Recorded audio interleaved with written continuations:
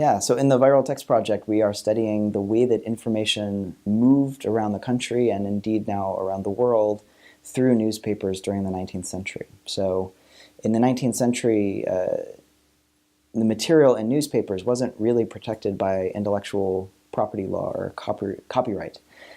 Things that were printed there could be reprinted by other newspapers, and in fact that's how information spread. Newspaper editors subscribed to each other's papers, and when they came in, they cut the pieces out they thought their readers would like, and then they would put them in their paper. And so I wanted to trace that. I wanted to see what circulated, what were the most quote-unquote viral pieces of the 19th century. And so I'm working with a computer science, and we are essentially using these big archives of historical newspapers to automatically find the pieces within them that were reprinted, that circulated through the newspaper system. Thus far, we've uncovered many millions of reprinted texts because most of these newspapers were predominantly reprinted texts. 90% of a given newspaper was printed from other newspapers.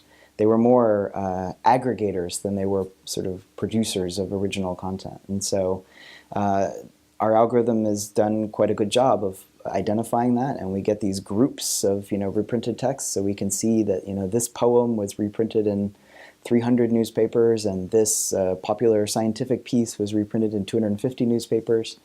And most of my work over the past few years has just been digging into that to think, what does this tell us about what readers wanted in the 19th century, about what editors wanted in the 19th century?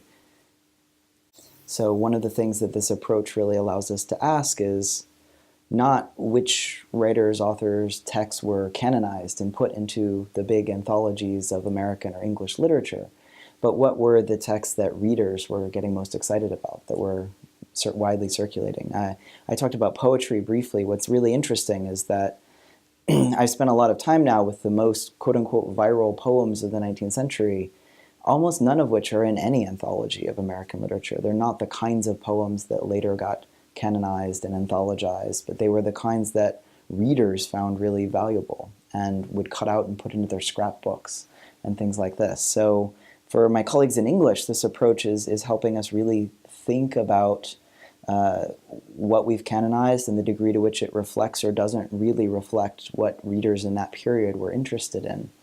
The Viral Text Project has recently sort of expanded into what's called oceanic exchanges. So we're working on a project with researchers from 6 different countries, and we're data mining about 10 different newspaper archives, including the Trove newspaper archive here in Australia. And we see, in fact, that there are incredibly international connections among newspapers during the period. There are these poems that start in the United States, and they spread to Britain, and they spread to Europe, and they spread to Australia and New Zealand.